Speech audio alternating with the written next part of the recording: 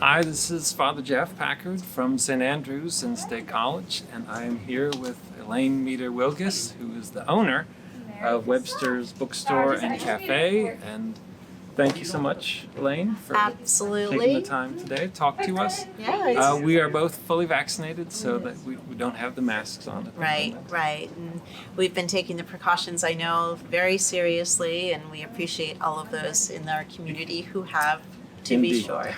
Indeed. Well, Elaine, why don't you tell us a little bit about you, about your business here? Sure.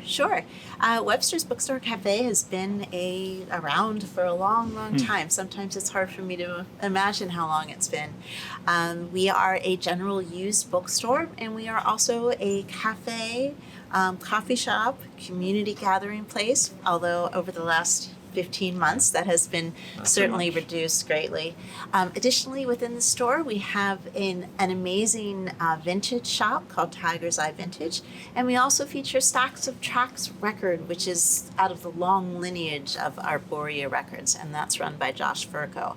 So we're sort of at this wonderful eclectic mix of retail opportunities, but also a place for people to come together. And I was so honored that you asked me to be a sponsor. It's certainly a pleasure of this poetry contest because, language, being a bookstore is, Sure. of course, one of the most important things about our mission of moving through this community. So thank you very much for the idea of this poetry contest. I think absolutely. it's wonderful. Yeah, well, we were delighted you were willing to help us out with this, and appreciate all that you do that supports our community. And I'm sure over the past year with the pandemic, things have been a little bit different for you.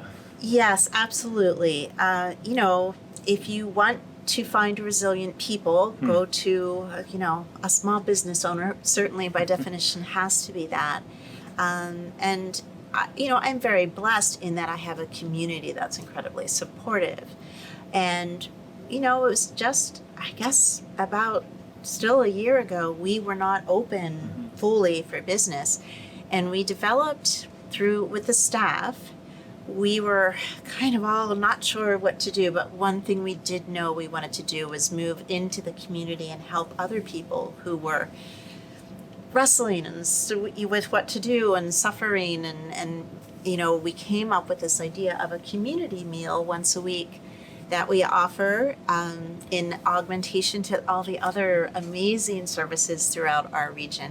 But every Wednesday we do a vegan and gluten-free meal. It's supported by the purchases of those who can afford it, and it allows us to give away free meals on Wednesday and throughout the week. So yeah, I honor my staff for really sort of leading that when we were all so worried. I mean, we all either know someone or ourselves or high risk for catching COVID. And so our fear factor, of course, was very high, but it really, I honor their tenacity and their willingness to come together and at 6 feet, of course, and make these community meals happen. So, yeah. Well, it's been a long year, It I'm has sure. And when you're trying to run a business, it's a real challenge, I'm Yeah. sure. And Yeah.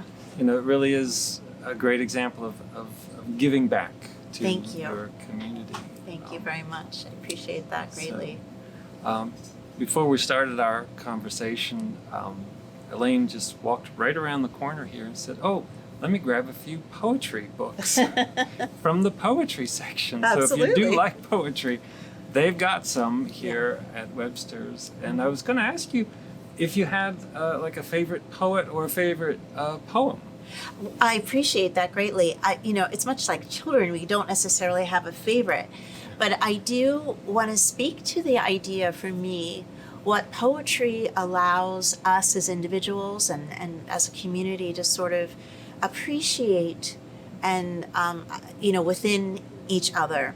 I know many poets locally, and I wanted to, since you asked, I wanted to share a short do. poem by a dear friend of mine, Mary Rohr-Dan, who also is an amazing poet. She taught at the university for many years, and she has several published works, many of which I've actually had the pleasure of turning into performance pieces with wow. a local theater company that operates here and in New York City, Tempest Productions.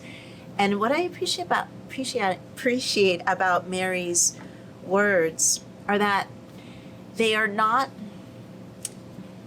they're simple and direct.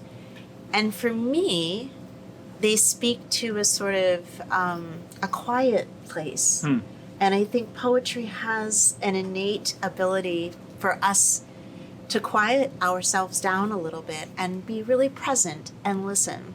So I just picked a very short piece. I'm not going to say it's my favorite, but I really appreciate we'd her love to work. hear it. Thank you. I appreciate it. This one is called Picking Cherries, and it's by the work Taking the Long Way Home by Mary Rohr Dan. Picking Cherries. My father lifts me to pick sour cherries from my grandmother's tree. His whiskers scrape against my skin. Sugar cubes stuffed in our cheeks. We eat straight from the dinged pail, spit out yellow pits, bits of twig and leaf. In this dream, he is my young father, dark-haired, muscled, laughter easy on his lips as afternoon slips into blue twilight, with nothing more to do than pick and eat cherries, watch shadows purpling the green grass. So, like I said, it's I love a moment that Mary can capture so beautifully, and it's not muscular poetry. It's not meant. It can hit us over the head. Don't get me wrong, but I really appreciate that quiet solitude that it allows us to experience within ourselves. Yeah.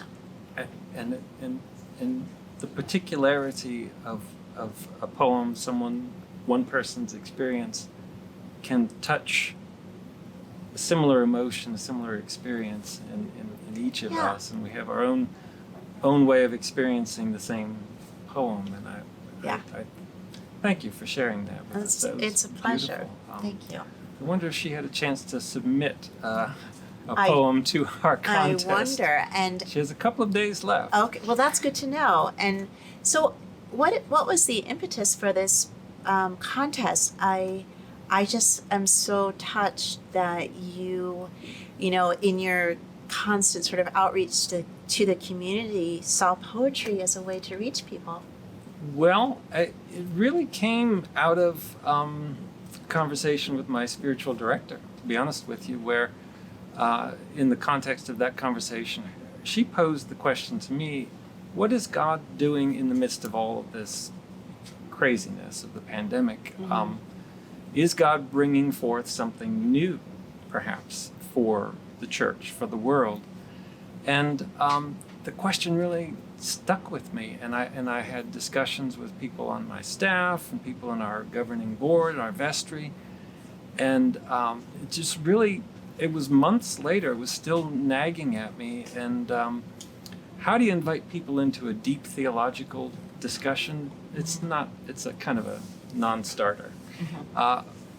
But poetry, it does allow us to kind of express in a different way, and it allows us to hear in a different way. And so it was just born from that desire to kind of give people a forum to speak and to listen on what is the experience of this crazy pandemic and everything that has flowed from it. So. Yeah. Well, and that's really beautiful to allow, you know, people in our community to sort of really sit with this question and answer it in their own unique way. So yeah, I think it's beautiful, and I hope people realize there are still a couple days left. I'll certainly spread the word some more as well. Absolutely. Poets, I think, might have already written something that would fit kind of our prompt, so they could still get it turned in. Yeah, that's fantastic. Great. Well, thank you again for your time.